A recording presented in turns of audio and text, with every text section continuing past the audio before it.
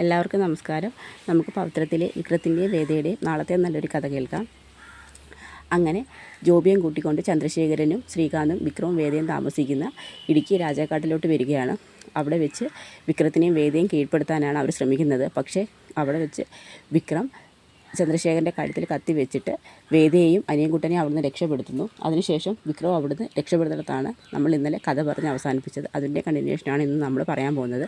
അതിനുശേഷം തേയിലക്കാട്ടിലൂടെ അനിയൻകുട്ടനെയും കൊണ്ട് വേദ രക്ഷപ്പെടാൻ ശ്രമിക്കുകയാണ്. വിക്രം മറ്റൊരു വഴിയിലൂടെ രക്ഷപ്പെടുന്നുണ്ട്. ഇവരെ ഫോളോ ചെയ്താണ് ജോബിയും ചന്ദ്രശേഖരനും ശ്രീകാന്തും പുറമേ നടക്കുന്നത്. പക്ഷേ അവർക്ക് ആർക്കും അവരെ കണ്ടെടുത്താൻ കഴിയത്തില്ല. അവർ 3 പേരും അനിയൻകുട്ടനും വേദയും വിക്രവും ഓടിക്കയറുന്നത് നമ്മുടെ ഗീവർഗീസിൻ്റെയും മേരി ചേച്ചിയുടെയും വീട്ടിലോട്ടാണ്. അവിടെ വന്ന് രാത്രി കതക് തട്ടും.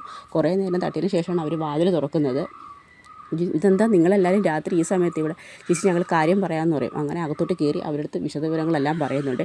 ഇതെല്ലാം കേൾക്കുന്ന മേരി ചേച്ചിയും ഗീവർഗീസേട്ടനും പറയും, നിങ്ങൾ ഇത്രയും വലിയൊരു അപകടത്തിലാണോ ഇത്രയും നാളും കഴിഞ്ഞുകൊണ്ടിരുന്നത്? ഇനി എന്താ ചെയ്യുക? അവർ ഞങ്ങളുടെ പുറമേ തന്നെ ഉണ്ട്.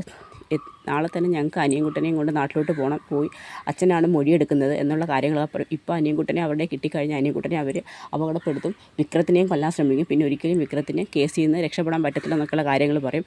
ശരി, ഇപ്പം നിങ്ങളെ രക്ഷിക്കാൻ പറ്റുന്ന ഒരേ ഒരാൾ മൈക്കിളച്ഛനാണ്. ഞാൻ എത്രയും പെട്ടെന്ന് മേടയിൽ പോയി മൈക്കിളച്ഛനോട് കാര്യം പറയാമെന്ന് പറയും. ഞാനൊന്ന് പള്ളിമേട് വരെ പോയിട്ട് വരാം. അത് ചേട്ടാ, ഈ രാത്രി ഞങ്ങൾക്ക് ഒറ്റയ്ക്ക് ഇവിടെ നിൽക്കാൻ പറ്റുമോ? പേടിക്കേണ്ട, ഞാനും മേരിയും കൂടി പോയിട്ട് വരാം. നിങ്ങളകത്ത് കയറിയോ, ഞങ്ങൾ വീട് പൂട്ടിയേക്കാം. ആരെങ്കിലും വന്ന് കണ്ടാലും വീട് പൂട്ടിയാണൊക്കെ തോന്നത്തുള്ളൂ. നിങ്ങൾ ഭയപ്പെടേണ്ട, ഒരു പ്രശ്നവുമില്ല. ഞങ്ങൾ എത്രയും പെട്ടെന്ന് അച്ഛനെയും കൂട്ടിക്കൊണ്ട് വരാമെന്ന് പറയും.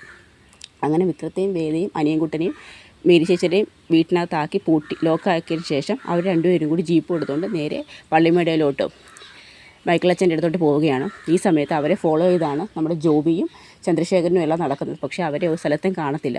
അങ്ങനെ അവരവിടെ എല്ലാം ഫോളോ ചെയ്യുന്നുണ്ട്. പക്ഷേ ഒരു കാരണവശാലും ആ ഭാഗത്തെങ്ങും അവരെ കണ്ടുപിടിക്കാൻ അവർക്ക് കഴിയത്തില്ല.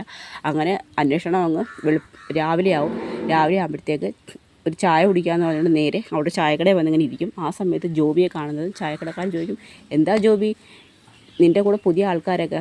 അത് എൻ്റെ കുറച്ച് സുഹൃത്തുക്കളാണ്, നാടൊക്കെ ഒന്ന് കാണാനായിട്ട് വന്നതാന്ന് പറയും. ഓ, നിനക്കിപ്പോൾ ഇഷ്ടം പോലെ സമയമുണ്ടല്ലോ, ജോലിയൊന്നും ഇല്ലല്ലോ എന്നൊക്കെ പറയും. അതൊന്നും നമ്മുടെ ജോബിക്ക് അത്ര ഇഷ്ടപ്പെടത്തില്ല. എന്നിട്ട് ചോദിക്കും, അല്ല ഇപ്പം നിനക്ക് എന്തോ ജോലി? ഇപ്പം പറയത്തക്ക ജോലിയൊന്നും ഇപ്പോൾ ആയിട്ടില്ല. എങ്ങനെയാ, കള്ളത്തരം കാണിച്ചു കഴിഞ്ഞാൽ എല്ലാ ജോലിയും കൂടി പോകത്തില്ലേ എന്ന് പറഞ്ഞ് ഇയാൾ ജോബി അങ്ങ് ഇറിറ്റേറ്റ് ചെയ്യുകയാണ്. ആ സമയത്താണ് കാണുന്നത് ഈസും മേരിക്കുട്ടിയും കൂടി ജീപ്പിനകത്ത് കാണുന്നത്. അത് കാണുന്നതും ആ ചായക്കടയിലെ ചേട്ടൻ പറയും, ഇവർ രണ്ടുപേരും എന്തോ ഇത്ര വെളുപ്പിന് ജീപ്പിലെങ്ങോട്ടാ? സാധാരണ പള്ളിയിലോട്ട് പോകുന്നതിന് മുമ്പ് രാവിലെ എൻ്റെ കടയിൽ വന്ന് ചായ കുടിച്ചിട്ടാണല്ലോ പോകുന്നത് എന്നൊക്കെ പറയും. അപ്പോഴത്തേക്ക് ജോബിക്ക് കാര്യം മനസ്സിലാവും. ജോബി പെട്ടെന്ന് പറയും, അപ്പോൾ ഇവരെവിടെ ഉണ്ടെന്ന് എനിക്ക് മനസ്സിലായി. ഉടനെ ശ്രീകാന്ത്, സാറേ നമുക്കൊരു സ്ഥലം വരെ പോകണം. എവിടെയാടാ? അതൊക്കെയുണ്ട്, അവരെവിടാന്നുള്ളത് ഞാൻ പറയാമെന്ന് പറയും. നിങ്ങൾ എൻ്റെ കൂടെ വന്നാൽ മതി. എങ്കിൽ ശരിയെന്ന് പറഞ്ഞുകൊണ്ട് അവർ രണ്ടുപേരും കൂടി പെട്ടെന്ന് തന്നെ നേരെ പോകുന്നത് ഗീവർഗീസിൻ്റെ വീട്ടിലോട്ടാണ്. അവിടെ ചെല്ലുന്നത് അവിടെ കതവെല്ലാം പൂട്ടിയിട്ടേക്കുന്നു. ഇതെന്താ കതവെല്ലാം പൂട്ടിയിട്ടേക്കണം, ഇവിടെ ആരും ഇല്ലെന്ന് തോന്നുന്നു പറയും. അങ്ങനെ അവരകത്ത് നിന്നുകൊണ്ട് പുറത്ത് നിന്നുകൊണ്ട് കതവെല്ലാം ഇങ്ങനെ തെള്ളുകയും തട്ടിയൊക്കെ ചെയ്യുന്നുണ്ട്. അപ്പോഴത്തേക്കും വിക്രവും വേദയൊക്കെ ചേർന്ന് ഭയപ്പെടുന്നുണ്ട്. ആരോ പുറത്ത് വന്നിട്ടുണ്ടെന്ന് അവർക്ക് മനസ്സിലായി. എന്തായാലും ഗീവർഗീസേട്ടനല്ല എന്ന് മനസ്സിലായി. ഇനി ജോബിയും ഗുണ്ടകളുമാണെന്നുള്ള ഭയവും വേദയ്ക്കുണ്ടായിരുന്നു. ഇനി എന്ത് ചെയ്യും വിക്രം? ഒരു കാര്യം ചെയ്യാൻ, നമുക്ക് പിൻവാതിൽ വഴി രക്ഷപ്പെടാമെന്ന് പറയും. അങ്ങനെ അവർ അടുക്കള വാതിൽ തുറന്ന് രക്ഷപ്പെടാൻ പതുക്കെ ഇറങ്ങുന്നുണ്ട്. അത് ചന്ദ്രശേഖരൻ്റെ കൂടെ വന്ന ഒരാൾ കാണും. അയാൾ പറയും, സാറേ ഇതാ അവരിതിലേ പോകുന്നതെന്ന് പറയും. ഉടനെ അവരെ ഫോളോ ചെയ്യും. അങ്ങനെ അവരെ 3 പേരെ അവിടുന്ന് പിടിച്ച് കെട്ടി നേരെ അങ്ങ് ഒരു മലമുകളിലോട്ടാണ് കൊണ്ടുവരുന്നത്. മലമുകളിൽ കൊണ്ടുചെന്ന് ഒരു മരത്തിൻ്റെ മുകളിൽ ഇങ്ങനെ പിടിച്ച് കെട്ടിയിടും. അതിനുശേഷം ഗീവർഗീസ് പള്ളിമേടയിൽ പോയി മൈക്കിളച്ഛനെ കൂട്ടിക്കൊണ്ട് നേരെ വീട്ടിലോട്ട് വരികയാണ്. വീട്ടിൽ വരുമ്പോഴത്തേക്ക് വാതിലെല്ലാം പൊളിച്ചിട്ടേക്കുന്നു. അടുക്കള വാതിൽ തുറന്ന് കിടക്കുന്നു. അവർക്ക് അയ്യോ, ആരോ വീട്ടിനകത്ത് കയറിയിട്ടുണ്ട് അച്ചായാന്ന് മേരി ചേച്ചി പറയും. ഇതാരായി? മിക്കവാറും അവന്മാർ തന്നെ ആയിരിക്കും. അയ്യോ, അവരെ എവിടെ കൊണ്ടുപോയി? ഒന്നും അറിയത്തില്ലല്ലോ എന്ന് പറയും. വീടെല്ലാം പൊളിച്ചിട്ടേക്കുന്നത്, എന്തെങ്കിലും അപകടം പറ്റിക്കാണോ എന്നുള്ള ഭയം ഗീവർഗീസിനുണ്ട്. അങ്ങനെ ഗീവർഗീസ് പറയും, ഒരു കാര്യം ചെയ്യാം, ഞാൻ പോയി സേതുവിന് വിവരം പറയാമെന്ന് പറയും. അങ്ങനെ ഗീവർഗീസ് സേതുവിനെ കാണാൻ വേണ്ടി നേരെ അങ്ങ് പോവുകയാണ്, അവരെ എങ്ങനെയെങ്കിലും അപകടത്തിൽ നിന്ന് രക്ഷിക്കാൻ വേണ്ടി. അതിനുശേഷം മലമുകളിൽ കൊണ്ടുവരുന്ന വേദയും വിക്രത്തിനെയും അനിയൻകുട്ടനെയും ഒരു മരച്ചുള്ളിൽ കെട്ടിയിട്ടിരിക്കുകയാണല്ലോ. ആ സമയത്ത് ശ്രീകാന്തും ചോദിക്കും, നീ എന്താടി കരുതിയത്?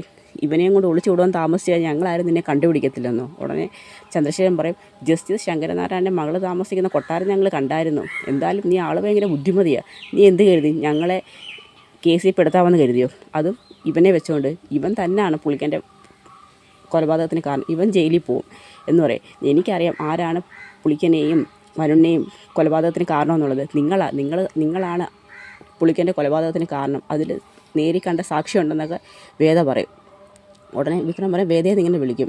ഉടനെ പറയും ഇതിനെല്ലാം നിങ്ങൾ അനുഭവിക്കും ശ്രീയേട്ടാ എന്ന് പറയും. ഞാനെന്ന് അനുഭവിക്കും, നീ എന്താ കരുതിയത്? എവിടെയോ കിടന്ന് ഒരുത്തന്നെ കൂടെ പോയി താമസിച്ച് അവൻ്റെ ഒരു കുഞ്ഞിനെയും കൊണ്ട് വന്ന് കാലം കൊണ്ട് അനുഭവിച്ച സ്വത്തുക്കളൊക്കെ നിനക്ക് വെച്ച് അനുഭവിക്കാമെന്ന്. ഒരിക്കലും പറ്റത്തില്ല. ആ സ്വത്തുക്കളൊക്കെ നമ്മുടെ കുടുംബത്തിൽ വന്ന് ചേരേണ്ടത്. അതുകൊണ്ട് മറ്റൊരുത്തൻ്റെ ചോരയപ്പെടുന്ന കുഞ്ഞിന് ഒരിക്കലും അനുഭവിക്കാൻ ഞാൻ കൊടുക്കത്തില്ലെന്ന് പറയും.